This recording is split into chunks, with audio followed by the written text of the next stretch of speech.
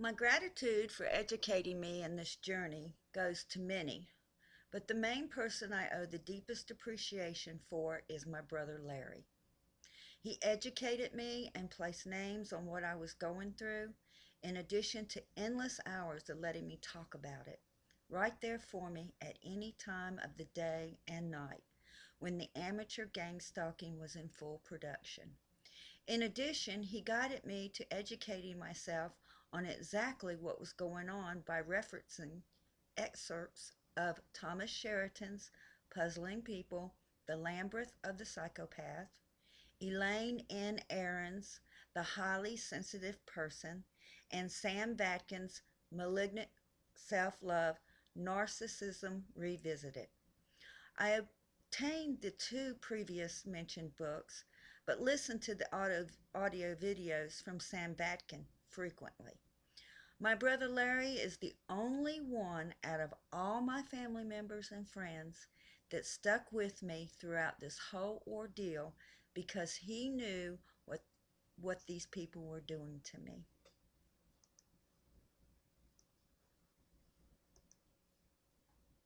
Other family members and friends who were curious about what was going on asked me about the events of the past that happened, and after telling them my side, took a step back and became neutral because of the negative backlash from the ones who were involved, with the exception of my youngest daughter. I asked my youngest daughter to come home in October 2013 because the amateur gang stalking had escalated to my home. She packed what she could get in her car and left the rest behind because she knew this was serious if I was asking her to come home. My youngest daughter saw for herself that people were lingering behind my home and causing my dogs to bark constantly all night long. She also noticed the strange behavior from my neighbors, particularly the ones who live directly across the street from me and to the left of me if you're facing my home. She has been my rock when I felt I was about to crack and did crumble in January 2015.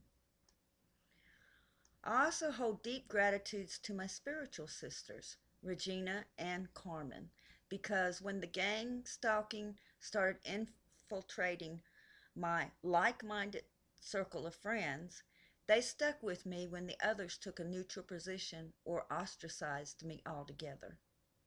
My therapist, Linda, also has been instrumental in understanding of what and why this has happened, in addition to educating her on the subject of amateur gang stalking. I am so thankful that I had the good common sense to seek her out shortly after the separation of my ex-husband, because all that has took place in the past 5 years has not only been documented by me, but by her. Coming out on this situation is not easy for me, as you can tell by my first post, Overview Amateur Gang Stalking Part 1. Towards the end, I start having trouble breathing, in addition to totally draining the energy from me that lasts for a couple of days.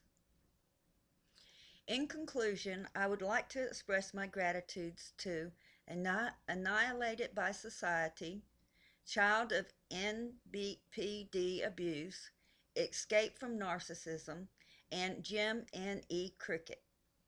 Viewing their videos on YouTube from beginning to present enabled me to realize that healing from this is possible.